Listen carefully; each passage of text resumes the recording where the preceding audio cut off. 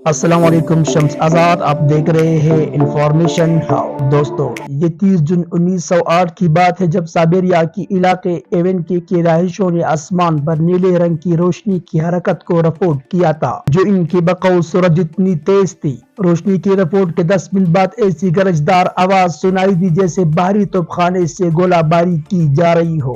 یہ آواز مشرق سے شمال کی جانب سفر کر رہی تھی، جبکہ اس کے بعد ایک شاک ویوز نے قصبے کو جھنجھوڑ کر رکھ دیا۔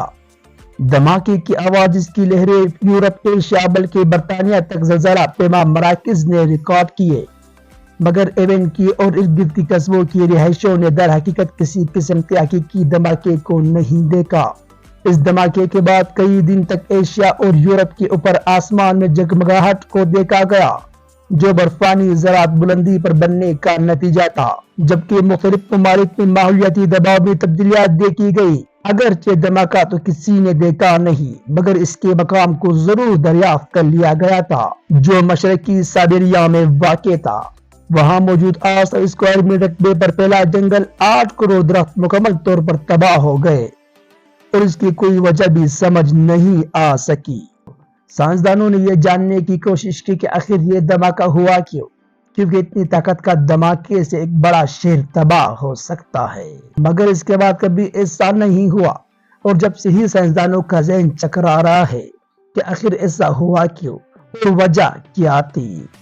خوش قسمتی سے وہ علاقہ آباد نہیں تھا، ورنہ بہت زیادہ انسانی جانوں کا ضیاع ہوتا، مگر دھماکے کی حرارت کو دور دراز کے قصبوں کی رہائشیوں نے محسوس کیا تھا۔ ایک عینی شاہد نے اس موقع پر بتایا، آسمان 2 حصوں میں تقسیم ہو گیا تھا اور جنگل کے اوپر آسمان کا شمالی حصہ آگ سے بھرا ہوا لگتا تھا۔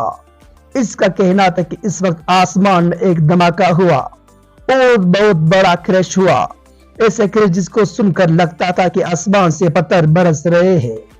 اس سے ٹنگو سکا ایونٹ کا نام دیا گیا، جو انسانی تاریخ کا اب تک سب سے طاقتور ریکارڈ دھماکہ بھی ہے، جس سے خارج ہونے والی ہیروشیما میں گرائے جانے والے ایٹم بم سے 125 گنا زیادہ تھی۔ مگر ایک صدی سے بھی زیادہ عرصے بعد محققین کے ذہنوں میں مختلف سوالات موجود ہیں کہ آخر اس جگہ کو ہوا کیا تھا۔ کچھ حلقوں کے خیال میں یہ آتش فشاں پٹنے یا کان کنی کا کوئی حادثہ تھا، مگر اس کے بعد بھی شواہد نہیں مل سکے۔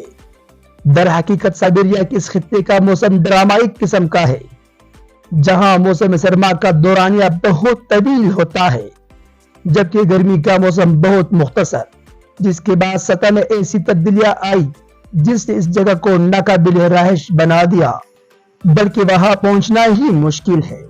جب دھماکہ ہوا تو کسی کو بھی تحقیقات کے لیے وہاں جانے نہیں دیا گیا، کیونکہ روسی حکام کو مختلف خدشات تھے۔ 1927 میں روس کے ایک تحقیقاتی ٹیم نے آخرکار اس جگہ کا دورہ کیا اور دریافت کیا کہ دھماکے کی لگ بھگ 20 سال بعد بھی وہاں ہونے والی نقصان ویسا کا ویسے ہی تھا۔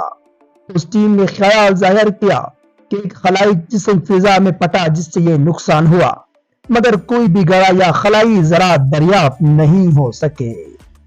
تو ٹیم نے یہ وضاحت کی کہ وہاں دلدلی خطہ اتنا زیادہ نرم تھا کہ اسے کسی قسم کا نقصان نہیں ہوا، جبکہ تمام تر ملبہ اس کے اندر دفن ہو گیا، مگر دلدلی حصے کی گہرائی میں کچھ بھی دریافت نہیں ہو سکا۔ اور کچھ دہائیوں بعد روسی سائنسدانوں نے کہا کہ یہ کوئی شہاب ثاقب نہیں بلکہ دمدار ستارہ تھا، جن کا زیادہ تر حصہ چٹانی نہیں بلکہ برف پر مبنی ہوتا ہے۔ زمین کے ماحول پر ہونے والے تباہی کے بعد برف بخارات بن کر اڑ گئی، مگر یہ خیال بھی درست ثابت نہیں ہو سکا۔ تو پھر عجیب خیالات سامنے آئے، جیسے کسی خلائی مخلوق کا اسپیس کرافٹ اس مقام پر گر کر تباہ ہوا۔ 1958 میں محققین اس مقام سے سلیکیٹ اور مقناطیس پتھر کی ننھے ذرات کو دریافت کیا اور مزید تحقیق سے ثابت ہوا کہ وہاں کی سطح میں نقل کی مقدار زیادہ ہے، جو شہاب ثاقب کا ایک جانا مانا عنصر ہے، مگر بحث تم نہیں سکی۔ اور 1973 میں ایک تحقیق پہ عندیہ دیا گیا کہ ایک بلیک ہول کا زمین سے ٹکراؤ اس دھماکے کا نتیجہ ہوا، مگر اس کی تردید پر مبنی تحقیق بھی پوری طور پر سامنے آ گئی۔ 2014 میں یوکرین کی ماہرین کی ایک ٹیم نے دھماکے کے مقام سے 1978 میں اکٹھے کیے جانے والے چٹانی نمونوں کو تجزیہ کیا تو انہوں نے 1908 کے ایک تحقیق کو دریافت کیا۔ ماہرین نے کاربن منرل کے آثار دریافت کیے جو اس وقت تشکیل پاتا ہے جب کوئی شہاب ثاقب زمین سے ٹکراتا ہے، مگر یہ بھی واضح نتیجہ نہیں تھا۔ اور 2020 میں ایک تحقیق میں خیال ظاہر کیا گیا کہ ایک بڑا آئرن شہاب ثاقب زمین کے اتنے قریب آ گیا کہ بہت بڑا شاک ویو پیدا کر سکے، مگر ٹکڑے ہوئے بغیر زمین کے پاس سے گزر گیا اور شاک ویو کا اثر اس خطے میں دکھنے پر آیا۔ تو یہ واقعہ اب تک انسانی تاریخ کے چند پر اسرار ترین واقعات میں سے ایک ہے جس پر اب تک تحقیق کا کام جاری ہے، اور آنے والے برسوں میں اس کے حوالے سے مزید خیالات سامنے آتے رہیں گے۔